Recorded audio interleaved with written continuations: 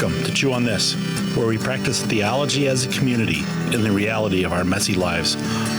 This discussion comes from our Maranatha Forest Lake Wednesday night church, the pastoral preaching notes, and the live large group discussion these notes prompted, something we like to call a community-based learning experience. Pastor Orlean, your host, has been ministering as part of Maranatha since the inception of the church almost 45 years ago. She loves studying God's Word, sharing what she has learned, and encouraging all to chew on this with Jesus and others. Along with her passion for Jesus and solid theology, she loves spending time with family, hiking in the woods, and taking curious and peculiar pictures. So come on, chew on this with us.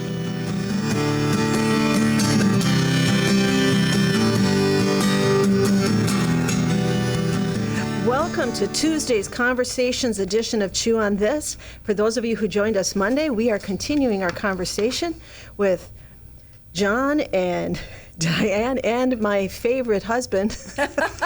I'm your favorite, huh? Wow. Yeah.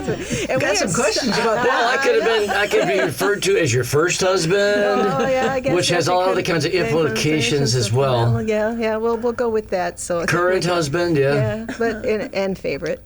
Just always got to remember favorite. Yes, we are having a conversation celebrating our history, the 250 years of the signing of the Declaration of Independence. Please access Monday's show and go and hear the stories behind that John Horgan and Diane Kinney have of their history with the military, honoring our military and celebrating the individuals that have served.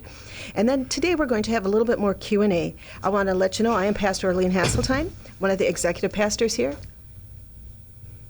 Keep going. One of the executive, there's fingers rolling and someone's standing up, and we do all this communicating through glass. We're pretty good. We just got to learn sign language. That would be helpful. Yes. All right. So here we go. I am Pastor Orlean Hasseltine, one of the executive pastors here at Maranatha, along with our pastor of discipleship, who is doubling once again as our producer, Pastor Michelle Ingram, and we want to welcome you so much to Chew on This. We are a group of 5 today, as we are recording with a full studio. Yes. And all 5 of us, thank you for joining us Tuesday for the second half of this conversation on Chew on This, all things 4th of July. The first half of our conversation was broadcast on Monday and is available at yourliferadio.com. Look for the Chew on This icon. Today's conversation is going to enlarge our understanding of the 4th of July via collegiate discipline, via fun facts found on the internet. Fun facts on the internet. There's games and quizzes. I almost feel like it's a game show. And Diane and John are guinea pigs. Behind door number 3. Yes. So to begin, to warm up, we're just going to do some true or false. So, hey, before you get going there, we left Monday's show talking about support, and things like that for vets around Maranatha. Yes, let's have both John and Diane and you guys can, everybody knows you're my favorite husband. So let's have Diane and John just introduce themselves a bit, or you introduce them, and then, let's talk about support network here at Maranatha. Yeah, sounds good. So Diane Kinney has been a part of Maranatha for quite a few years. She has served in the Army, and she served 2 years active duty, then 8 years as a reservist. And then we got John Horgan, who was in the Air Force, active duty for 17 years.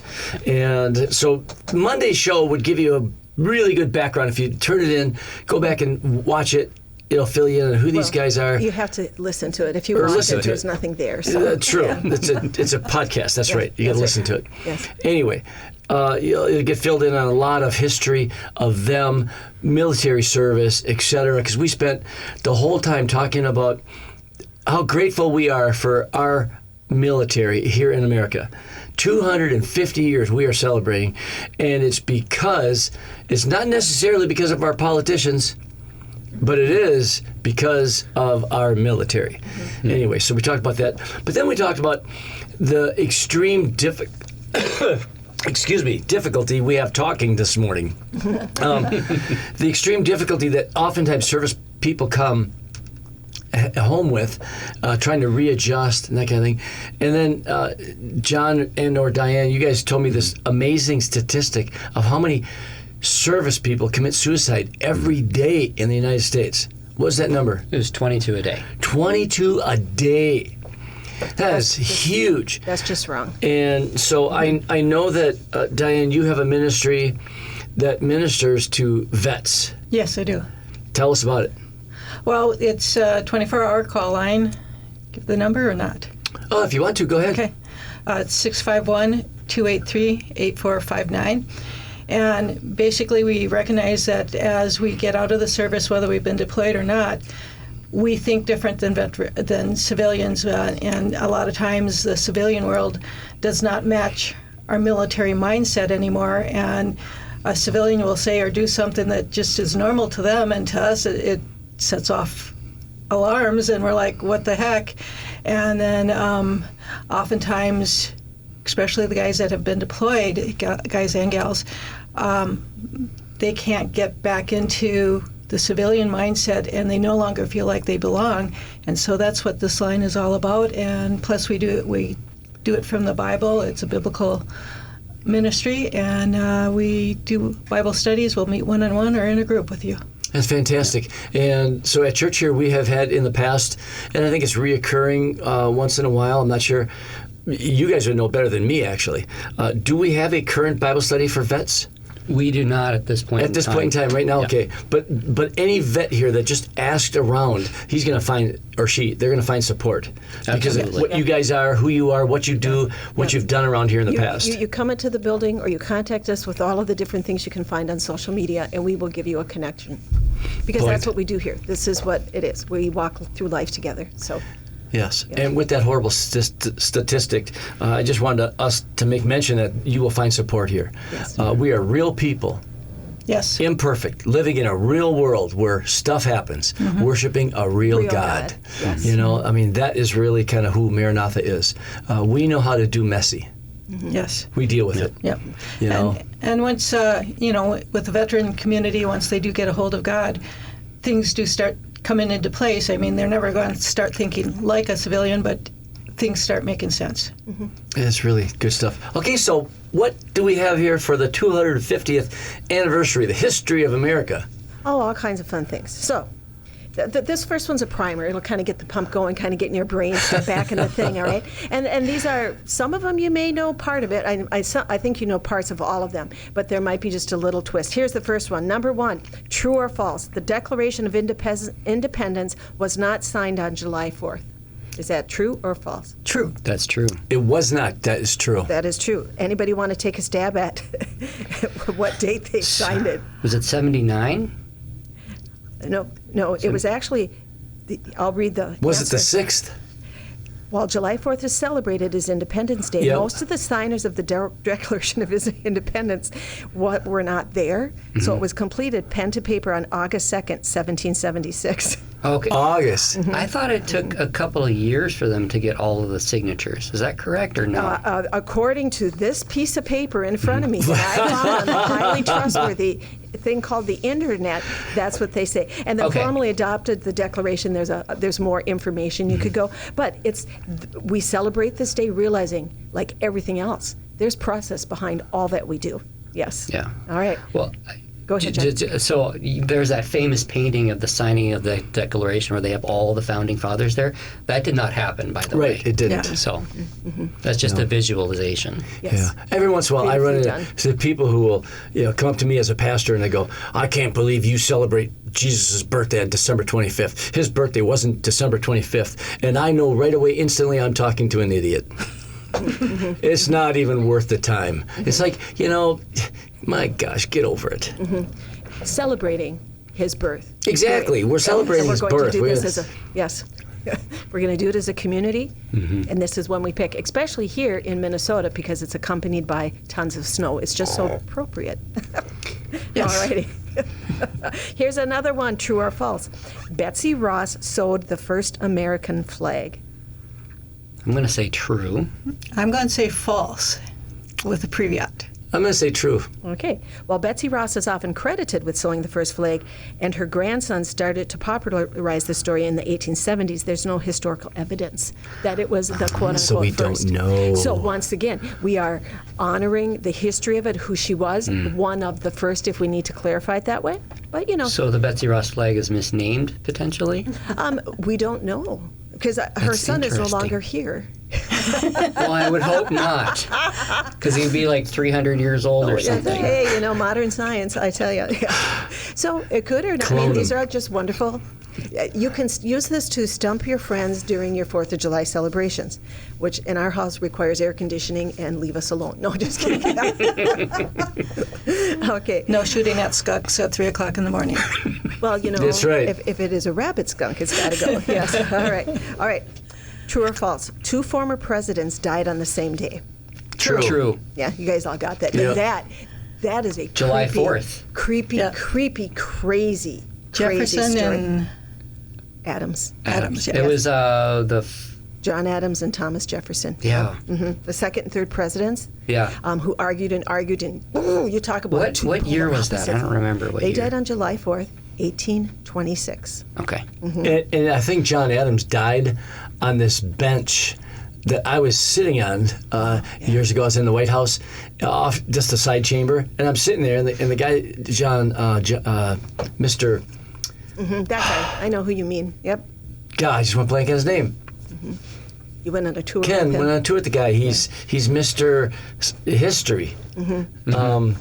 Golly, just went totally blank. From here?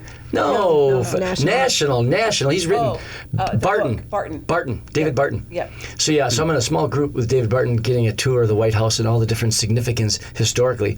And he turns over to me, and says, "And you're sitting on the bench where John Adams died. He laid there 3 days sick, and then he died." Oh my goodness. Oh my. Yeah, right there. Did you jump up? No, I didn't. I thought this is. I mean, this is amazing history. Yes. That he was there, and back then it was a testimony to your faith. News reporters would always comment on how they died. They died peacefully. They died, this way, to demonstrate their level of faith in God. That they died peacefully. They didn't die screaming in terror, like the passengers in my dad's car when they. I'm just kidding. I'm kidding. It's a joke. Yeah, I know. It's a bad joke. Well, I just want to let you know that they both did die on July 4th. I believe Jefferson died earlier, and Adams made a comment Yeah. about something. But it was the 50th anniversary of the adoption of the Declaration of Independence. So it was 50 years is that they had something been else. able to live. Yes. Okay, true or false? Benjamin Franklin rallied to make the turkey the national bird of the United States. True. True. True. Yep. I could not imagine having the The what would we turkey. eat at Thanksgiving then? We'd That's have my to eat question. eagle then. Yep. I don't know how tasty an eagle would be. Tastes like a sandhill I mean, they crane. are scavengers. That's right. It tastes just like Sandhill Crane. How do we know that? We don't know that. Okay, the turkey was more original to America, was his argument, and much more respectable of a bird. So I think it was community-oriented, that they live in a pod, all that kind of stuff. So there we go. All right, number 5, true or false? George Washington's teeth were made of wood. He did have a set made out of wood, yes. That's true. Yeah. But True. it's been debated recently. Yeah. Well, they say it's false. Contrary to popular belief, George Washington's dentures were not made of wood. His dentures were typically constructed of human materials, Cadaver. bones, Yeah. bones, metal alloys, and even cow and horse teeth. So he had a few. I mean, hey, you're going to use what you got, right? Plastic was not invented yet. All right. No, that was in 1907, I think, is when plastic was invented. Wow. So we have an encyclopedia sitting with us here Not in studio really. today. I'm full of useless knowledge. George, it is George good. Washington with the horse teeth. Nay. Okay, hey, that Pop-Tart gave you energy. There you go. Okay, did Paul Revere shout, "The British are coming"? No. He said, "Pack your bags. We're going to Disneyland." And he was not the only writer that night either. Correct. History That Doesn't Suck, the podcast on this was so interesting. Yes. We're geeking out during the break. We both are into that podcast. Okay, Paul Revere's Midnight Ride was supposed to warn the Patriots that the British were approaching. However, this was a covert mission, as many British troops were hiding throughout the Massachusetts countryside, so he never shouted that famous phrase. He told them, but it wasn't shouted. And apparently it took him a long time to get to his destination because he had to circumvent the British lines. Yes. Yeah. You have to know your horse, man. Holy cow. All right, true or false? The first Independence Day celebration was held on July 8th, 1776. No idea. No clue. Yeah, It is false. I don't know. Okay. The first celebration of American independence was held on July 4th, 1777. Oh, In very next year. That makes sense. Pennsylvania. 13 cannons were, look at that, 13 cannons were discharged from each armed ship in the river representing the 13 United States. cool. So now we could do that with how many cannons? 50. Cannons. 50. There I we could go. Where can imagine how loud that would be. Fort Snelling has one. Yeah, yes. That could be interesting. All right. We should do that here. Yeah, I'm just 50 wondering. We got cannons. some. Yeah. What can God, we shoot line them out in the cannons at? parking lot. Yeah. That'd be fun. Boom, boom. Boom. Somebody has to make steel strong enough, right? True or false? The U.S. Congress made Independence Day a paid holiday in 1870. I'm going to say false. Correct. It is Yeah, false. false. Congress made Independence Day an unpaid holiday. So it was a holiday, but you didn't get any money for it. There you go. Did George Washington refuse to serve a third time as president? True or Yes, false? Yes, that is true. He Yes. did. Yes, he didn't want that monarchical type Yeah, thing to yeah. happen. Yep. He didn't want to be considered a king. Yes. Yep. But he went, everything that I've read, John, about you too, Diane, about him, he was respected wherever he went. Yes. Yes. Yes, he was. There was he just an unbelievable amount of Yeah. respect. In fact, he didn't even want to be president. Correct. Yes. Yeah, he struggled with that for a long time. Did the Liberty Bell crack the first time it was rung? True or false? False. No, I think that's true. It is true. The first version of the first version of the Liberty Bell cracked the first time it was rung in 1752. You did not want your name stamped on them there. Then didn't they recast it and it cracked the second time it was rung? It was recast twice, but still has damage. And that's when OSHA started.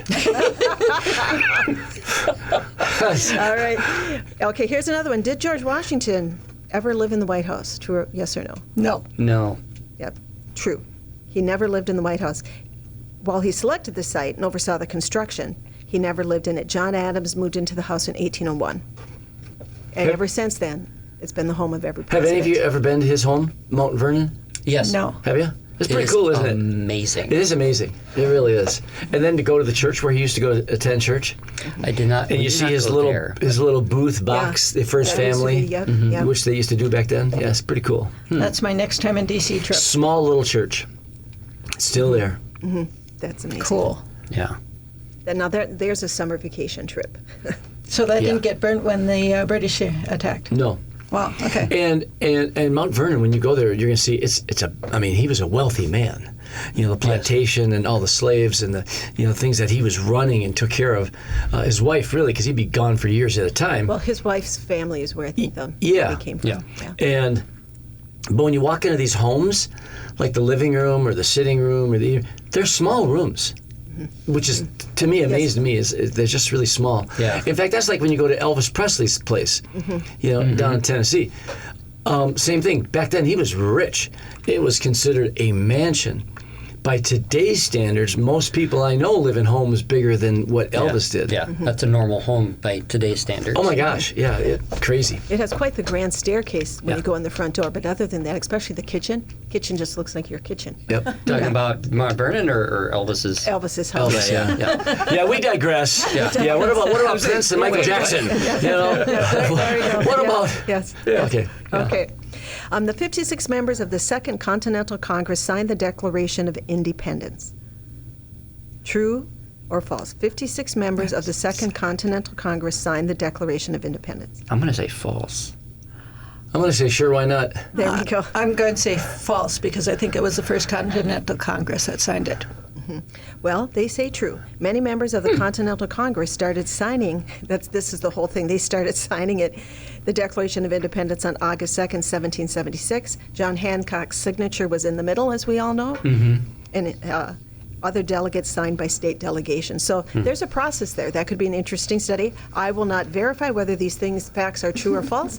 It's just easy to find, and I thought it is a great thing for us to start talking about as we continue looking at this idea of honoring who we are as people here and the wonderful gift of being able to be calling yourself an American. And what does that mean for each and every person who lives and is part of our society? Every one of those 56 men who signed it, it's hard to imagine or comprehend the amount of weight that they had to go through to put their name on there, because they were committing high treason. They were committing a life sentence, a death sentence to themselves. And then you take that and you add the courage and just the boldness. John Hancock, you just made a reference, sign in the middle, but it's the hugest. Oh, he wanted signature. to make sure everybody. He could wanted, read it. King George to see my signature. It's like, here, take that in your face. Yep. Yes. And it's interesting of those 52 that a lot of them entered the fight for independence as rich men, and a lot of them end up broke at the end of it. And they literally gave everything for this country to form it the way it is now. I mean, to include Washington himself, he didn't. He wasn't. He had, some wealth at the beginning of it, but at the end of it, and obviously his wife's family, I believe, was rich or well-to-do at least at the time, so that helped. But these guys, they invested a lot of their own money. Yep. Yeah. And struggling with things like currency at the time, like our currency here in the United, it was worth nothing virtually. So. All right, so you did well with that. That's got you ready. Are we feeling good? 'Cause We haven't does it had the get Jeopardy tougher? music yet. What? Does it get tougher? Well, it's just going to do a little different. We're going to take a little different tone here. We're going to be looking at early America, like the pre-1700s and then the 1700s. Just fun facts, things that are out there. This is our history.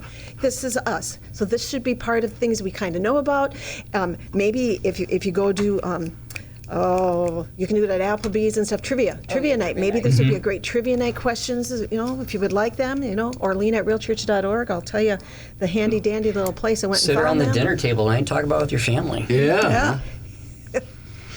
So that means we sit outside in the garage, right, Mike? No. Absolutely. Fire It's pit, funny you know? when- It's fun of Absolutely. us when it's just us two. My when we end up hangout is sitting- in the garage. Yeah, yep. We watch the neighborhood go by. We're so redneck. I have a leather couch out there. I have an You do. armchair and You do. big TV. It's in, There you go. It's in my garage. Yeah, it is. Port Central. Okay, early America, pre-1700s. Hey, just so you know, All right, yes. a man's home is his castle, Yes. but a man's garage is his sanctuary. Ooh. His sanctuary. Is that your next tattoo? You like that? There you go. Telling you. Just telling you. Okay, so here we go. Listen to the question. Here we go. How long ago do historians estimate? So historians are estimating the very first settlers arrived on what is now American soil. The very first settlers arrived on American soil. It depends. It's either the Roanoke colony or it's the Vikings. So can you, how many years ago do you think that would be taking a step? They actually have a number. I think, More wasn't the than this Vikings number. around like 800? Yeah, the Roanoke was like Further back. further back. I'm thinking in the 10,000s is when the Vikings. Are we first, talking BC? No. Oh no, we're talking. AD. Yeah, they were great explorers and they settled in Nova Scotia, I believe. Or All they say is that the very first beings that seemed to plant their bodies here on this soil was about 12,000 years ago. yeah. Oh, wow. Oh, so we're way to way back. back. Yes. Yeah. Any kind of community where they can tell it's a community. Mm-hmm. Yeah. Wow. Yeah. So that's For our pre listen- anything we know, Yeah. basically. So, any thought on how indigenous tribes reached the continent of North America? There's a couple different theories. One is they walked across the ice bridge in Alaska, and then some of them actually rode the waters and canoed here. Yeah. Yes. The ice bridge between Asia and Alaska, they think that's where the first ones came and Yeah. settled. Could you imagine that? It was an awfully cold trek. Yes. Yeah. They It's like, definitely knew hey, how to do that, though. We're going to go this way, guys. Yes. Like, We got to go now. Why? It's going to melt. Right. I think they probably followed animals. They followed the Mastodons. Yes, yeah. Okay, here we know. I'm getting a little closer to our lifestyle. Did Christopher Columbus land in what would later become the United States? No. No, he did not. They believe he landed in parts of Central and South America and maybe some Caribbean islands. Yes. Yeah. So who was the first European to land in North America? Go back to your original thought. The guys at Roanoke. I forget what his name was. It's common enough still. We still hear it in Minnesota. Yeah. Leif Erikson. Oh, Leif Erikson. Oh, I'm Yeah, sorry. yeah, Yes. From Okay. Norway in the 10th century. The Viking, okay. The Yeah, Viking, Vikings. yes. Yep. Yep. No, it's good.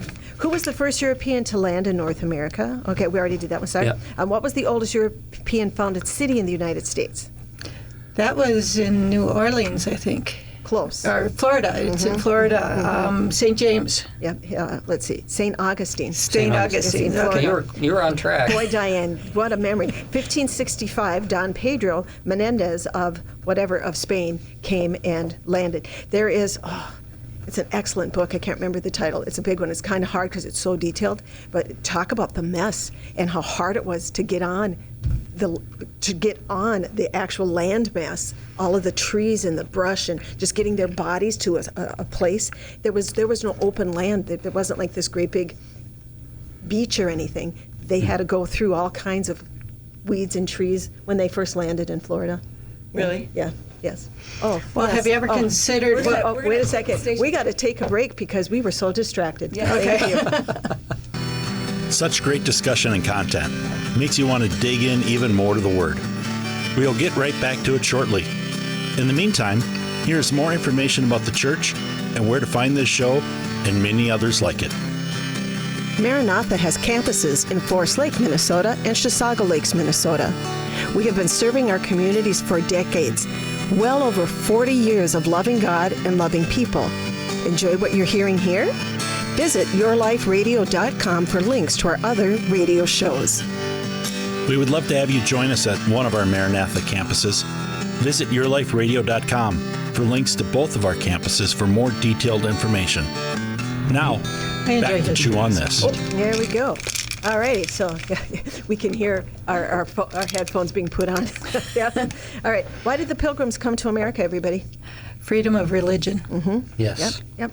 To have that. And what was the name? What was the name of one of the Pilgrim ships? We all know that? Nina Santa...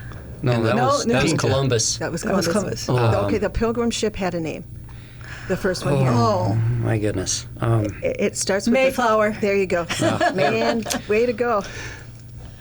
We should know that. Yes, Okay, the this Mayflower. one, John, I know you listen to History That Doesn't Suck, so I don't know if you remember this, but the proclamation line of 1763, we will just keep track. There is just a minor thing. I will look at my time here. Okay. Yeah. We have people being needed in other places. Okay. 1763. All right. So the proclamation line of 1763, what natural barrier did the British forbid colonists going beyond? They could not go no further west than this barrier because they didn't want us to become a big, the British wanted to... The Mississippi, correct? Not even that far. So you're thinking later. The Appalachian Mountains? The Appalachian Okay, Mountains. okay. Yeah. Just imagine that you're settling here and they say you can't go past this. This is I remember hearing that in some of those other podcasts. That was so they could maintain a degree of control. Control. But also they didn't want the expanse to grow lest they grow too wealthy and too much and become hard to manage. Yeah, we Same did. thing to control. Yeah. Yeah. Yep.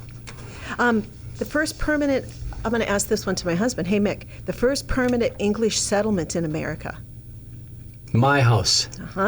In America, we visited there, I think, together. I think we did.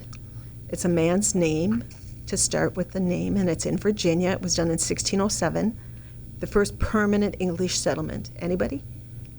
Roanoke? No. No clue. Jamestown. Jamestown. Jamestown. Yes. Okay, yeah. I know. Yeah. You didn't eat them as you need another Pop-Tart, babe. I You need do. another Pop-Tart. Yeah. I do. Okay, so what crop became the economic foundation? of Tobacco. There you go. Yes. I'm not making a comment. What colony was founded as a haven for Catholics in that area at the time? There was a colony that was founded because, and they did have to, a lot of them moved into that area because it was not an accepted form of, Which they colony? worshiped the Pope. they It's said. not the colony, but I was going to now- say it's now a Boston. state. It's now a state. It's now a state. Virginia? Further up. New Virgi- further up. Well, up in that way. Maryland. Maryland. Really? Mar- Yeah, I know. okay. Of all No the- idea. Maryland. Wow. Maybe that has something Yeah. to do with it. I don't know. That's interesting. I know. Okay, now we're in the 1700s, the Revolution and Independence. Okay, this is a little bit more on topic, right? So, what were colonists protesting during the Boston Tea Party? It was not just an act of sedition. The It's stamp tax.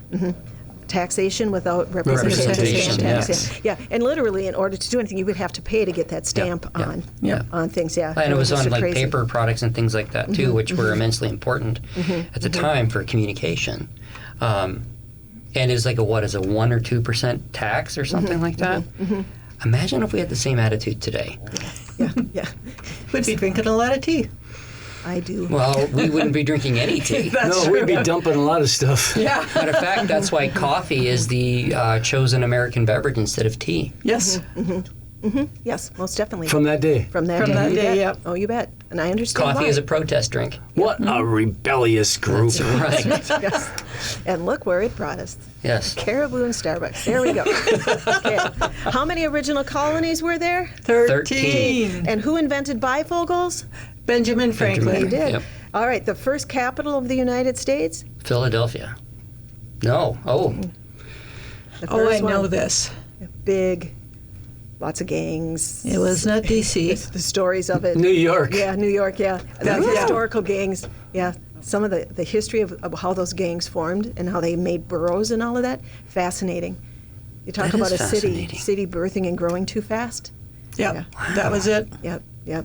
Beautiful history. Okay, what is the okay, here's more information. When was the Declaration of Independence signed? You just got done telling I us. know. John, you said something in August. This one has August 2nd, 1776. Yeah.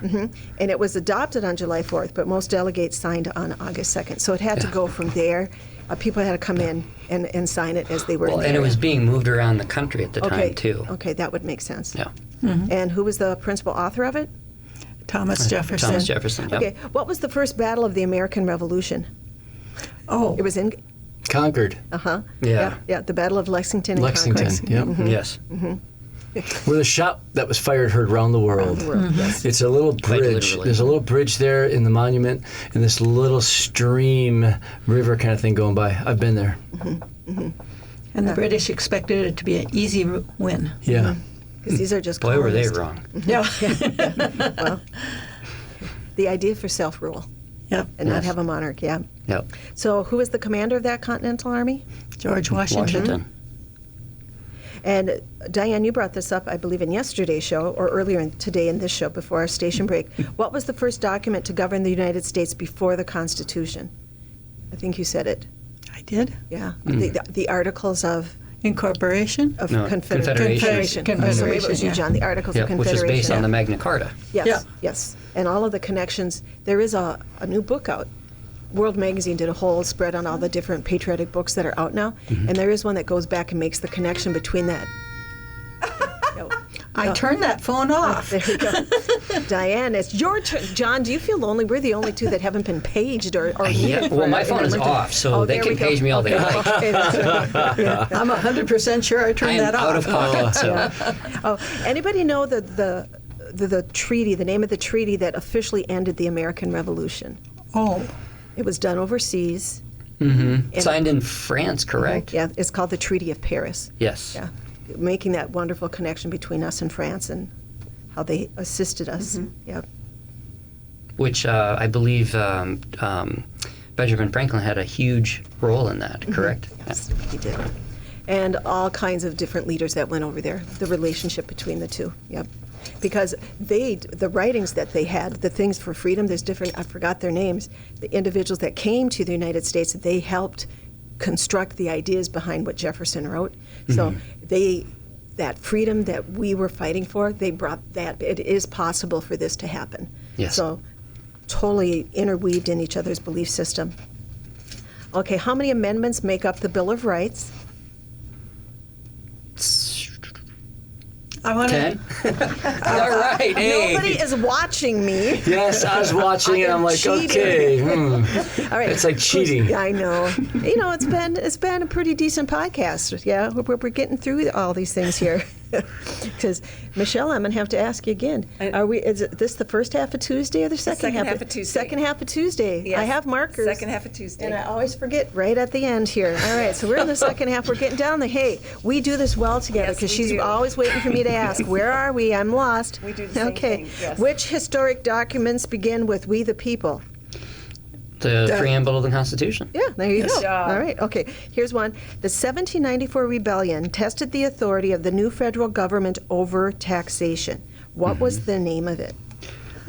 Oh, You're never going to know. something rebellion. Oh, the guy it had a name. Yeah, it has a name. It's a beverage. What is the guy's name? No, it's a No, beverage. It was a beverage. Beverage. Yeah.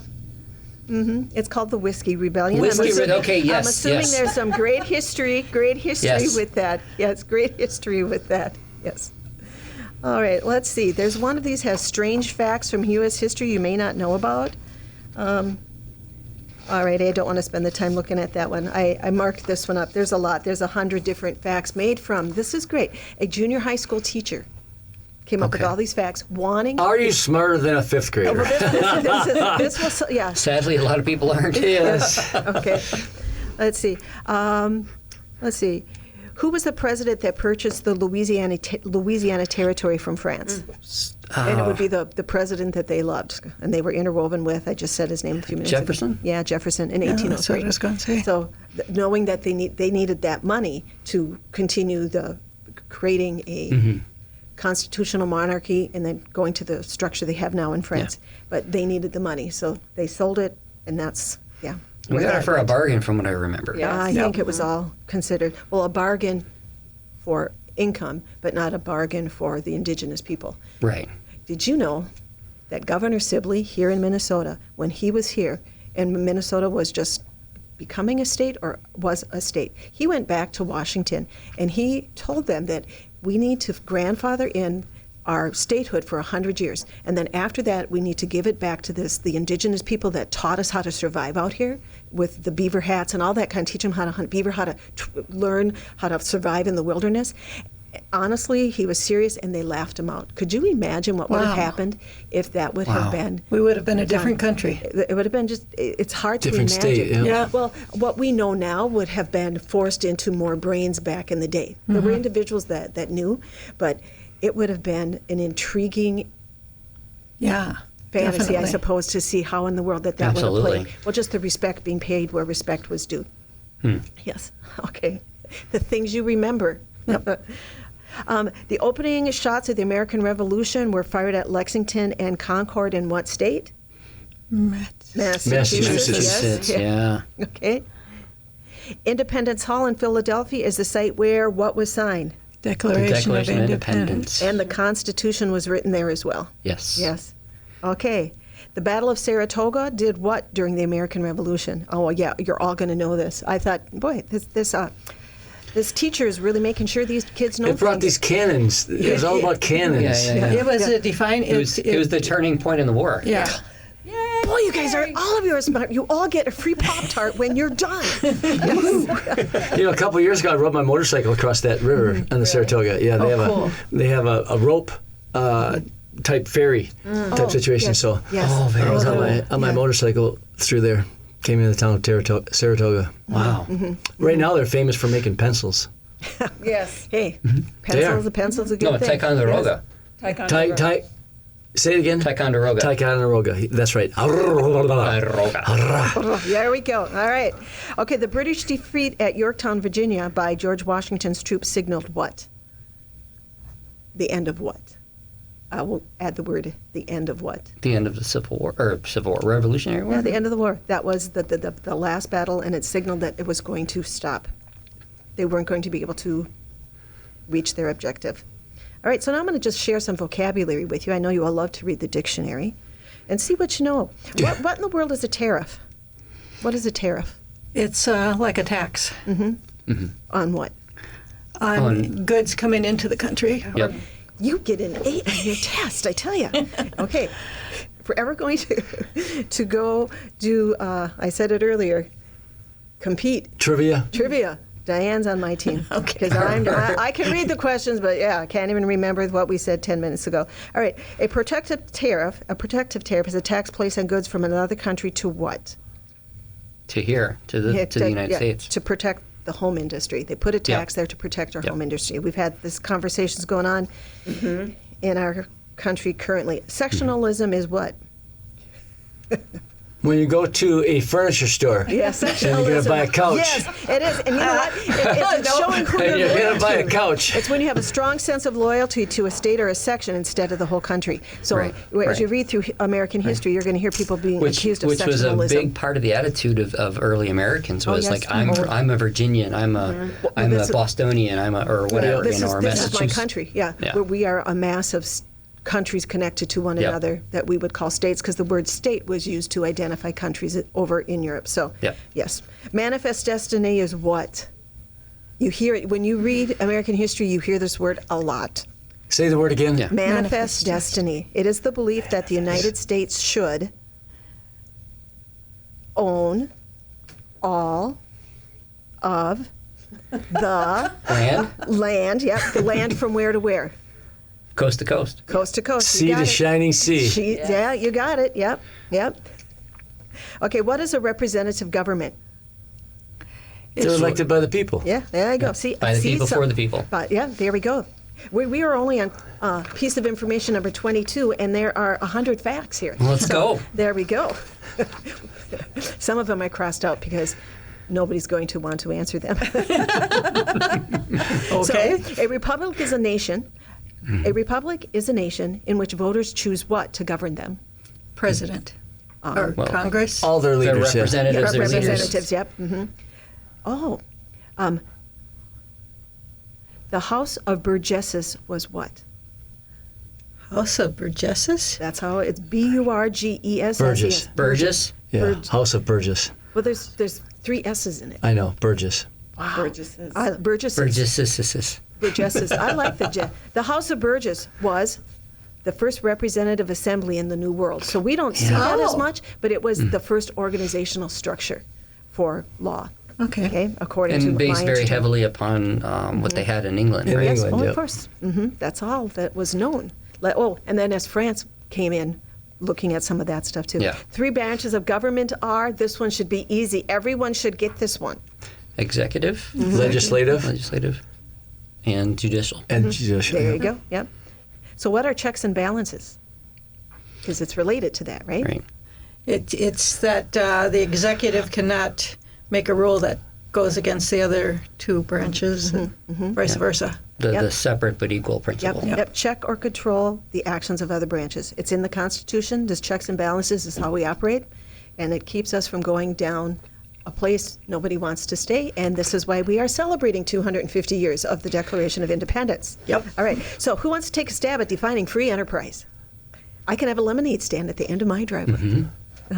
Yep. And you can It's called capitalism. Yep. Yep. You can sell your lemonade, for whatever price you want. But if there's another person across the street wants to open up their lemonade, their lemonade stand, they can try and make better lemonade than you. So you have this wonderful thing called competition. Yes. To operate competitively for profit within Yes. minimal government regulation. Yep. Yep. So what is federalism? Sometimes Ooh. I see that used. I know I see it used in different ways when I'm reading on stuff. I think it has to do with the overreaching of government. It is the sharing of power between the states and the national government. That's what they use it as a term. So that might be the official dictionary term, but it could have been taken and used in other ways. Separation of powers, we already talked about that. Each branch of government has its own powers. To amend means what? To amend something. To add on to, To add on. Yeah, Yeah. to change it. Yeah. change it. All right. Change by addition. Yes. Very good. That college education's coming out here. Yeah. It's funny. That's what you do. That's why you study. It comes out eventually, right? Unalienable rights are what? Rights that are not given by any man. They're commonly understood.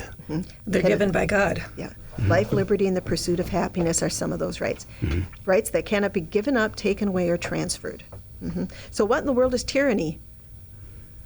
Besides the neighbor whose pet comes and poops in your yard all the time. I don't know. I mean, we use the word tyrant. Right, It comes from right. tyranny. Yeah.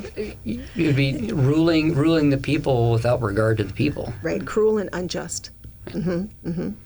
So if you had to define democracy, how would you define democracy? 2 wolves and a sheep deciding what's for dinner.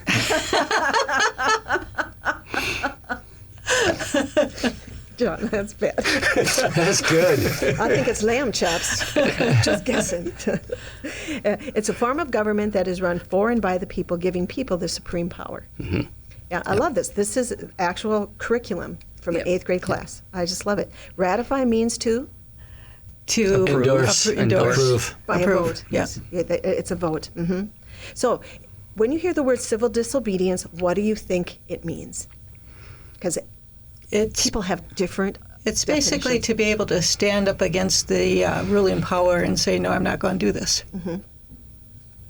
But doing it in a peaceful manner. The refusal to obey a government law or laws as a means of passive resistance is part of the definition because of one's moral conviction or belief. To make a stand for your belief system and to be respected for it. Yes. But it can't be militant. That's another word. Yes. Okay. Federalists are what? What do they support? They support a strong government. Yes, they do. Yes. So then, Diane, I'll ask one specifically to you. What is an anti-federalist? Oh. Well, they would be They want the power to be given to who instead to the of people, to the state government. to the state government. That's there is a lot of argument that happened in the United States before all of this. We became a United States. What Well, it still power- does. Yeah, what Yeah. power? It's is in our still news vested- today. Yes, it was. What Yeah. right does the federal government have to tell Minnesota what to do, or other states? Right. Yep. When you hear the word republicanism, what do you think of? Red. No. Today we do. Yes. These are historically our Right. words. Yeah. Everybody, they Yeah. belong to all of us. Yeah. Yes, Right. yes. Right. It was used as a way to describe an attitude towards society in the late 1700s based on the belief that the good virtue and morality of the people was essential to sustain the republican form of government. And that is still true today. Our Yes. virtue and our morality guide how we govern. Yes. All right. So now we're on question 44. Wow. Sweet. We're I know. moving through. We're cruising. The Magna Carta is what? You referred It to was- it earlier. yeah. The Yeah. foundational document. Yep. For who? It was For Spain. No, it was signed in Yeah. 1215 by King John of England. None of us. England. We know the Magna Carta because it influenced so much. Was the first document that limited the power of the ruler. yeah. I mean, it was phenomenal. Yeah. Yep. The first charter of negative liberties for the government. And so, following that, the English Bill of Rights. They protected the rights of the English citizens, and that is what has also influenced us. All right, here it influenced our American Bill of Rights. So the Declaration of Independence, we already talked about that. It was a document written by Jefferson declaring the colonies' independence from England. So you already got that one. We already did that one. We already did that one. Boy, we've already covered some territory. We're now on. Oh, the Federalist Papers. Did we talk about that? No, I we don't have think so. not. The Federalist Papers. Did anybody want to know who? Well, there were three different people who wrote them. Jefferson wrote some of them, correct? Nope, that's not No. what I got. Nope, Madison. Okay, Madison. Madison, James Madison, John Jay, and Alexander Hamilton. And they did Okay. it to defend the Constitution and the principles on which the government of the United States was founded. Okay. Yes. Okay. And they did it without signing their name correctly? Or did they sign their name? I cannot remember. No, they if used that's- pen names, if I pen names, remember yes, correctly. Yes, yes. So here we go. We're coming down to the last minute of this two-day podcast. I want to thank both Diane and John, Diane Kinney and John Horgan, for joining us as we talked about all things Declaration of Independence. Now, we didn't talk about all things Declaration. We talked about our experience here as Americans and honoring the 250th year of signing of that Declaration, because the lives we live are built on that document, coming from people who paid with their lives and their fortunes so we could live this, and having a true honoring celebration of that. So with that as our mindset, would anyone here in the studio, Pastor Michelle, anyone, is there something that you are planning to do this year as something specific and special to honor the 250th? Well, for me, walking in the parade with Yes. the other members of Maranatha, carrying that giant flag, yes, the is going to ginormous be flag. amazing. So, I was going to say the same thing. Yeah. Yep. Yep. Making sure that we give people an opportunity to reflect, this is why we're here. Yeah. And we will respect it. And there's a lot of communities that have 4th of July celebrations. Yes. But Forest Lake is known in the state of Minnesota as being one of the largest. And the oldest. Yep. We've been here It's for huge. a long I time. mean, 30,000 people come into town Yes. Yeah. Yes. to be a part of that. Yes. And to spend that moment to start out your honoring our country before you start your 4th celebration. So we do invite individuals to come. If you see us in the parade, say hi. You won't miss us because we have banners and we're going to have the world's largest flag being And we'll all be being wearing the carried. same T-shirts too. T-shirts, So That's right. handing out lots of candy and stuff. But just a day to celebrate. It is a day to celebrate, and it is an honor to be a citizen of the United States of America. With that, as in our closing, I just want to invite you to come back and enjoy our program next Monday and Tuesday as we return to our regular format where we talk about our Wednesday night crew, our Wednesday night church sermons and what happens there. So thank you for joining us for this conversation. Thank you for listening to part 2 of this week's episode of Chew on This. Please join us for another new episode next Monday and Tuesday at noon on this station, WAJC. We have a great archive of past series and resources at yourliferadio.com. Select Chew on This and click on the information icon. We invite you to join us live each Wednesday night at our Forest Lake campus at 6:30 p.m. Original music, In My Father's Hand, was written and performed by Ron Carlson. A parting thought. As we are all learning to put missional living into practice, let's remember today, wherever we find ourselves, let's love God and love people. See you for the next Chew on This episode. The opinions expressed here are not necessarily those of the owner.